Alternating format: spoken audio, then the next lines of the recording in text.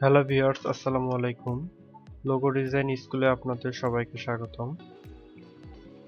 যারা এখনো আমার চ্যানেলটি সাবস্ক্রাইব করেননি তারা এখনই চ্যানেলটি সাবস্ক্রাইব করবেন এবং পাশে থাকা বেল বাটনটি ক্লিক করবেন।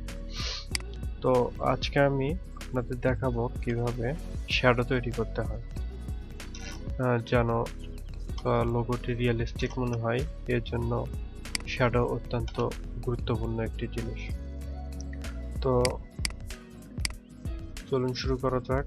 তা প্রথমে আমি ইলিপস টুল নিব। ইলিপস টুল নেবার পর আমি গ্রেডিয়েন্টে যাব এবং এখানে ব্ল্যাক অ্যান্ড হোয়াইটের একটা ডিফল্ট অপশন দেওয়া আছে, সেখানে ক্লিক করব। তারপর এখানে টাইপ থেকে লিনিয়ার থেকে আমরা রেডিয়ালে যাব এবং এখানে প্রেস করব। এটা করার পর এই গ্রেডিয়েন্ট স্লাইডারটা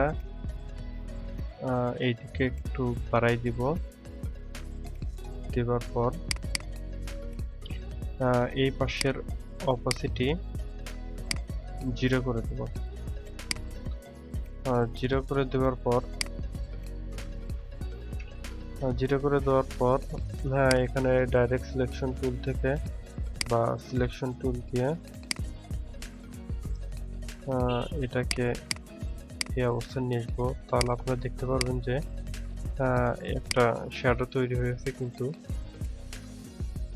এটা দেখতে বেশি একটা রিয়েলিস্টিক মনে হচ্ছে না। সেক্ষেত্রে আমরা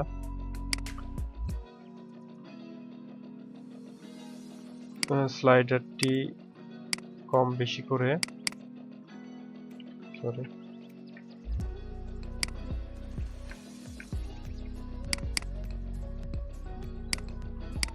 স্লাইডারের অপোসিটি সেখান থেকে আমরা 80% করে দিলাম এবং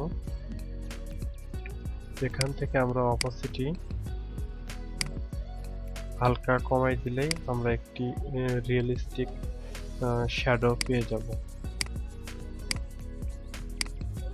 তো এইভাবে আপনারা ঝটপট লোগোর জন্য শ্যাডো তৈরি করতে পারবেন। তো ভিডিওটি যদি ভালো লাগে তাহলে অবশ্যই একটা লাইক করবেন এবং কোথাও বুঝতে অসুবিধা হলে কমেন্ট করে জানাবেন আমাদের। সবাইকে ধন্যবাদ।